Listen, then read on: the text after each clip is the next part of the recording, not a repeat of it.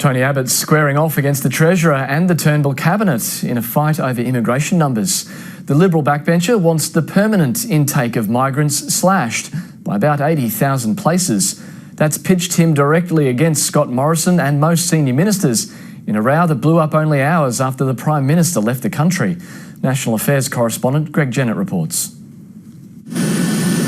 One leader's outbound on a 4-day dash to the White House. So Australia. His deputies doing migration diplomacy on the run. To talk about easier access for young Brits coming to Australia. That's right.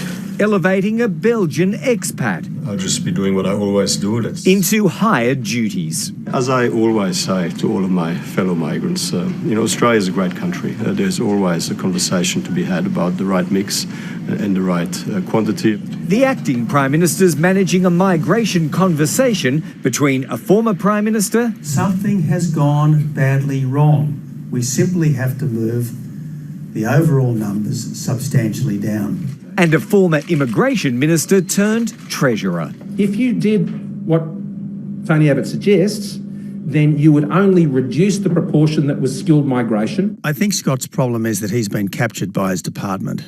Let me repeat that. That is Scott's problem.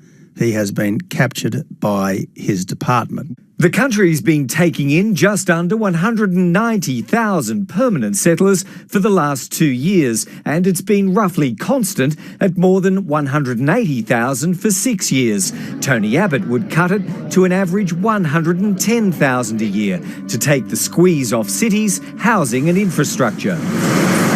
But the permanent numbers are tiny compared to the intake of temporary migrants. Foreign students combined with short-term workers from overseas have been running at almost 400,000 for more than half a decade. And it's those the Cabinet would prefer to trim. If you cut the level of permanent immigration to Australia by 80,000, that would cost the budget, that would hit the bottom line, the deficit, by $4 to $5 billion.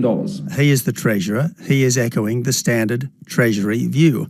But with great respect to both the Treasury and the Treasurer, his view is wrong. By implication, it's not just the Treasurer and the Treasury that are off beam, but immigration too. My judgment is that we've got the settings right. The script sounds familiar. A Prime Minister out of the country and a former Prime Minister vigorously prosecuting a policy about face. But for now, Cabinet solidarity's holding around general immigration numbers, and as ever, it's the optics of a Tony Abbott provocation that lasts longer than the debate itself. Greg Jennett, ABC News, Canberra.